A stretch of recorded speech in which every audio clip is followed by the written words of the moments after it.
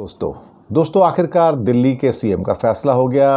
पहली महिला मुख्यमंत्री आतिशी मरलीना दिल्ली के अंदर शीला दीक्षित के बाद दूसरी महिला मुख्यमंत्री होने का गौरव प्राप्त कर रही हैं और केजरीवाल साहब ने इस्तीफा दे दिया है।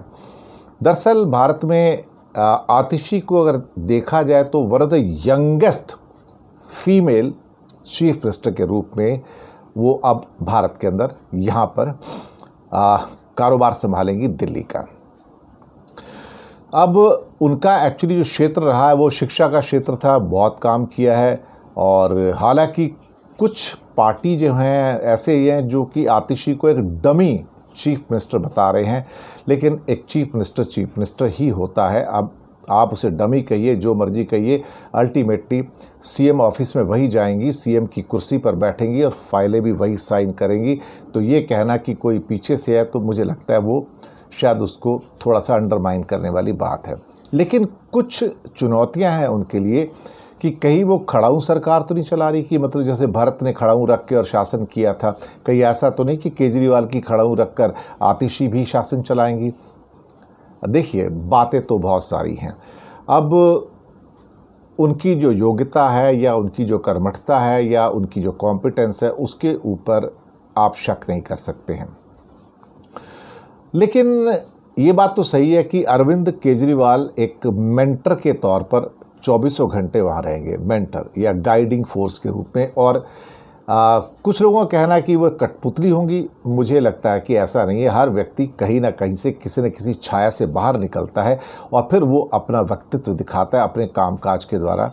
और हो सकता है कि भारतीय जनता पार्टी भी आतिशी को सहयोग दे लेफ्टिनेंट गवर्नर के सहारे, जो कि मिस्टर सक्सेना है।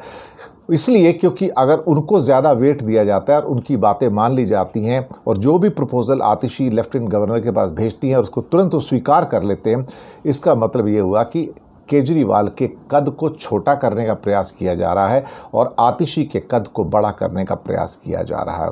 हालांकि उनके ऊपर स्वाति मालीवाल जो आपकी सांसद हैं वो अभी से इल्ज़ाम लगा रही हैं कि उनके पिताजी जो थे वो दरअसल अफजल गुरु के वकील रह चुके हैं। लेकिन वकील तो कोई ना कोई कसाब का भी था भारत में, बम्बई के अंदर जब उनका मुकदमा चल रहा था। तो ऐसी बात नहीं है, कोई ना कोई वकील होना किसी के लिए भी, कोई कितना अपराधी हो, इसमें कोई अपराध नहीं है, वो लीगल है, कॉन्स्टिट्यूशनल है। तो आप उस क्या कहते हैं कि मुद्दे के ऊपर किसी को छेड़ नहीं सकते कि कौन किसको प्रोटेक्ट करता है।